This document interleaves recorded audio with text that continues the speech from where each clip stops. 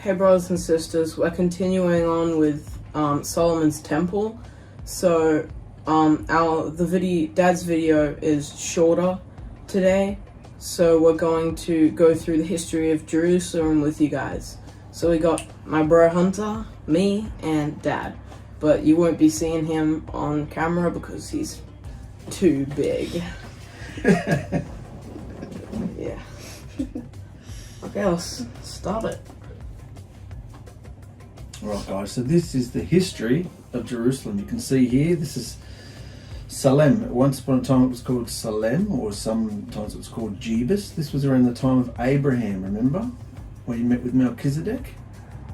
Look at this landscape up here. See it slowly going up the hill there? Yeah. This is the time when Abraham sacrificed Isaac, or he was asked to. And had to go up onto a tall hill. This is the hill where that first temple question mark up here on Mount Moriah, see? Yeah. Up there? That's where, somewhere up here, he was asked to sacrifice Isaac. Of course, he didn't have to, did he? No. Because YEHUAH provided the lamb. You watching, Hunter? Come on. Now, we've gone to 1450 BC, and it's starting to become a city. This was a pagan city. This was Israel, so it's Canaanites were living in it. But look what they do. They look at the topography of it. They built up protective walls all around it. This is 500 or so years after Abraham. So this is around about the time of Joshua, but Joshua didn't conquer this area of Jerusalem. He couldn't get it together to conquer all the parts of the promised land like he was asked to. But you can see, find this interesting? Yeah. Why didn't they build a wall there? Oh, it's coming. Oh. Gotta watch. Watch. There's the walled part, and this is Mount Moriah up there, see? Remember, threshing floor of Aruna, very important. Because David does something really special up here on the threshing floor. That's coming later. Here we go. What's happening now? Oh, this is the same threshing floor, just with different graphics. Okay, so now David's taken it over, because remember he took it over and called it the City of David. This is about 1000 BC, about 1000 years before YERUSHALIM comes. And look what David does to it. Takes it over, you can see all the walls are still there. But he puts a palace up there. Hands down, mister.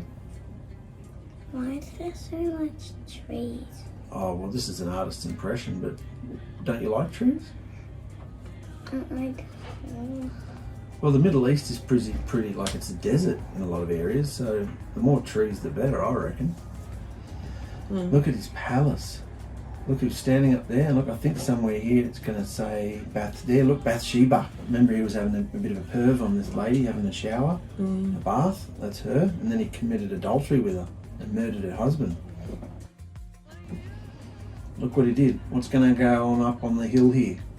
David's tent. Remember, David was getting worried about his troops, so he went and counted all his men instead of trusting YEHUAH, and then he had to, then there's all these plagues, so he had to offer a sacrifice. That happened there. Now we've got the Temple of Solomon happening.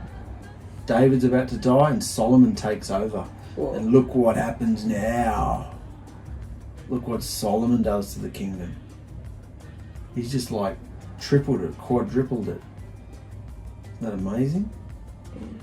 Why did he do that? Well, you did the video. You did the last video. He called out from everywhere. He pulled all his connections together. All the kings and queens and all his deals he did from all other nations. And he got all the supplies, gold and silver and trees and the best woods. And he built. Look, what's the white bit? See, it's coming up. well, I mean, like, that would mean, like, basically the entire city was just, like, palace parts. Yeah. And He just had different palaces for different wives, and not many houses. well, the houses were down lower. Yeah. The forest house of Lebanon. Look at it. Bit different from 1000 years before, isn't it? Yeah.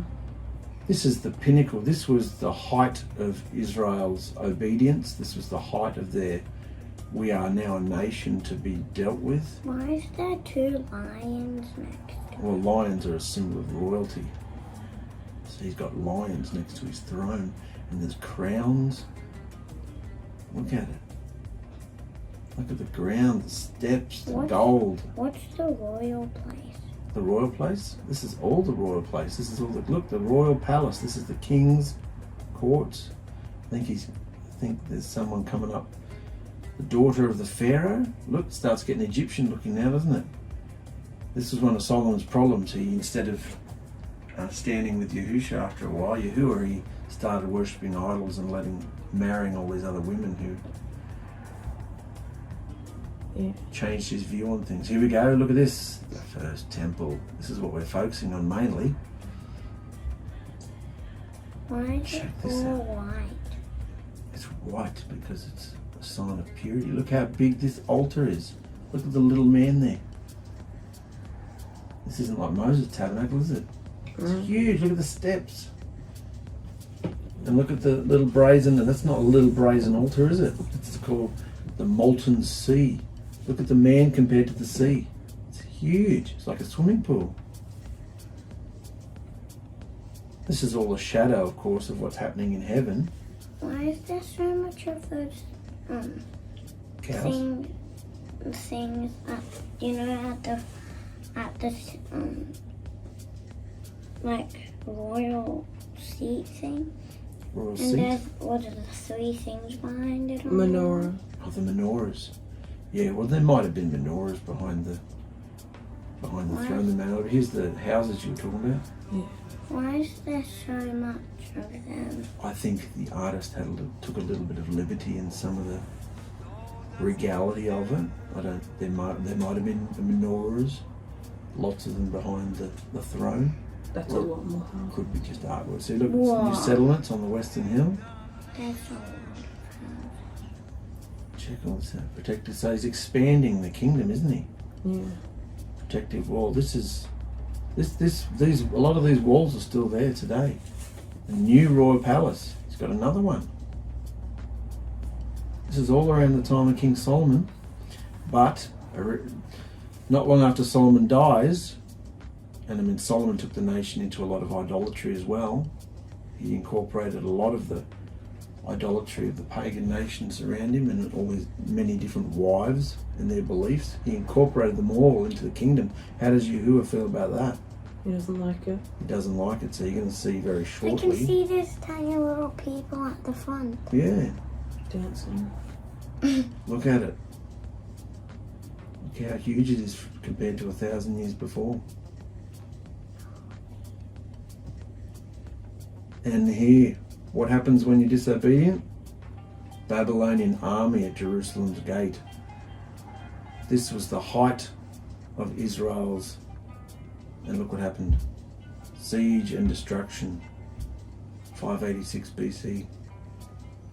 Look at it all. They came and destroyed the whole lot. And look at it now. Jerusalem destroyed. And it's desolate for 70 odd years. Daniel prophesied that too. So, why did they come and destroy? Because they didn't worship Yahusha how he wanted, Yahuwah how he wanted. They were worshipping all these other idols. After 70 years in exile, the Jewish people return. Some of them return. And they start rebuilding the temple again. Isn't it, how devastated would you be? It's coming out of Egypt and finally becoming a nation. Solomon lifts you up to the heights of global esteem, and look. They start to build the walls again. Jerusalem and the temple to Yahuwah rises again. But how did they put all the stuff in the right place? Well, they knew. The city walls are rebuilt.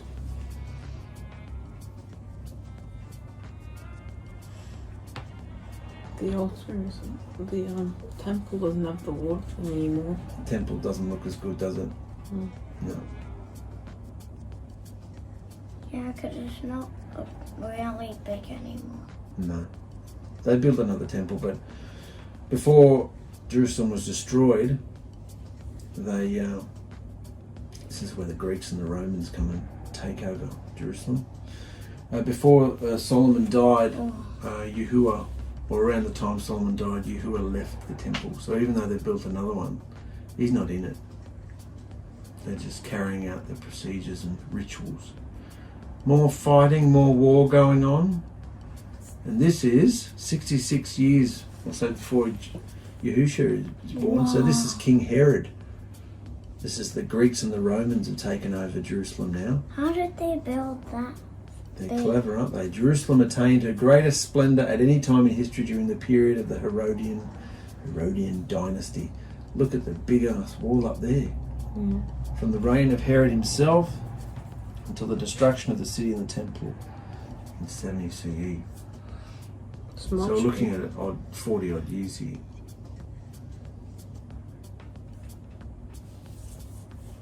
Stunning, isn't it? That's why the disciples were like, look at this amazing temple. Isn't this the crown jewel of the nation? And Yahushua said, oh, that's nothing. Isn't Herod that guy that I read? Yeah, tried to kill Yahushua when he was a baby. I didn't know he tried to kill Yahushua when he was a baby.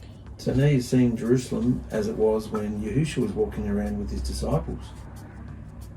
It's good to see where this is the same hill that Abraham came up with Isaac. You can see a bridge connecting the Temple Mount with the Mount of Olives. Look, they've got the altar outside. I think it's better to have it like inside. Like not where it was before, but inside the whole temple. Well, they're not following the pattern, are they? They're doing what they want. Let's put all the dirty animals and burning and blood and guts outside. This is the first possible location for Golgotha. Golgotha is where Yahushua was apparently killed. That was the first location. Don't worry about the crosses. We know there weren't crosses. They were torture stakes. And that's the other possible location there. Not far from Jerusalem, is it? Some reckon he died on top of the same mountain that Isaac went up on Moriah. Herod 3 towers. We're getting into the archaeology of it now. Architecture. Temples over there. What's that? The pool of Bethesda. Who's Bethesda? I don't know. Means either a house of mercy or a house of grace, apparently. You're just going to see what happens as time goes on. Whoa, that's already really big. People didn't want to go there because there were a lot of sick people there. That's what that's saying. Is that the place where that guy that couldn't walk went in the Chosen? Yeah, possibly. City of David. The guy who made this video doesn't spell very well. The eastern hill on which David built his palace and the capital of Israel lost its significance as the main city life moved to the western hill. Victoria message. It's all right.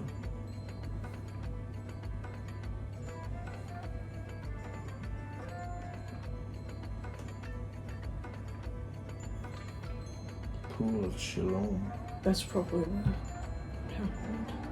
Freshwater reservoir. The pool would have been a major gathering place for ancient Jews making religious pilgrimages to the city.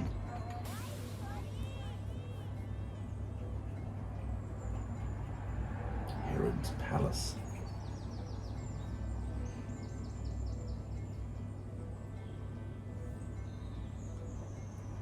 So what do you think of this, guys? It's big. Yeah. What's that big wall over there? It's like a coliseum in the middle there. Yeah. Like a coliseum like an amphitheatre where they'd This wall. yeah, that one. Where they Looks like stairs. they have shows, or they feed people to lions, or they have gladiators, or they do warped hideous things for entertainment. I don't think they should have one. No.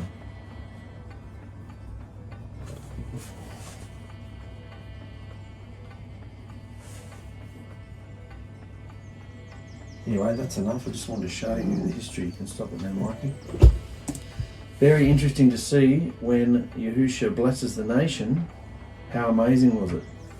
And it's still now, even 1,000 or so years later, it still doesn't look as good, does it? No. And the Romans, the Greeks have taken over, and it's wicked. Anyway, thanks boys for joining me on this. We're going to get into our study now. Bye.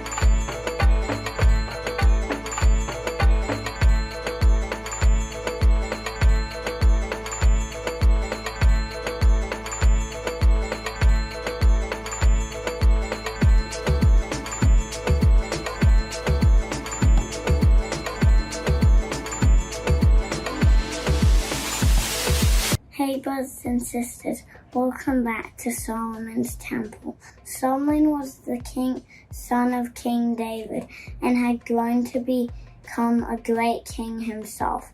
Solomon was a very wise king and he did many great things. But the greatest work of Solomon's reign was the building of the house YAHUAH, which was called the Temple. Solomon planned it very carefully because building the temple was very important.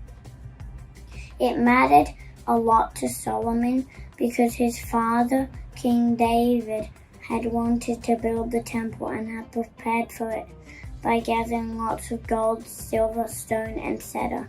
Cedar wood.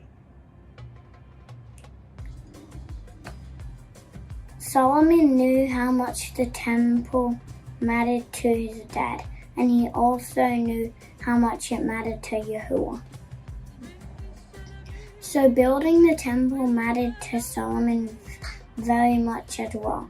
He took great care to make sure everything was perfect. The temple stood on Mount Moriah, which is the exact place where Abraham took his son Isaac to be sacrificed, the place where Solomon's father, David, had built an altar and YAHUAH appeared to him. This was a very important place designed for a very important task. Building YAHUAH's house, the trees for the roof were brought from faraway lands, and all the stones for the building of the temple were chiseled and shaped and fitted together before they were even brought to Mount Moriah. And all the carved and made and all the beams for the roof and pillars of cedar were carved and made to join each other. This was so that as the walls arose, no sounds of hammers or chisels were heard. YAHUAH's house was built very quietly because building YAHUAH's temple for praise and sacrifice was so important to Solomon. He used the finest materials to build it. The walls were covered with pure gold. He decorated it with precious gems. Nothing was too good for YAHUAH's house. It took King Solomon and his men 7 years to build the temple, but at last it was finished, and when it was done, Solomon brought all the things his dad, King David, had gathered for the temple, the gold, the silver, and all the furniture. Then he had the Ark of the Blood Covenant brought to the temple where it would sit in a place of great honor in the house of YAHUAH. Finally, Solomon held a great ceremony to let the people know that the temple was ready. Solomon's greatest work was complete. He cared about the house of YAHUAH. He cared about praising and sacrificing to YAHUAH. So YAHUAH used Solomon to build his temple where your people could worship the one true Elohim. Isn't that amazing? I love you all. Now here's my dad. Woohoo! Check it out.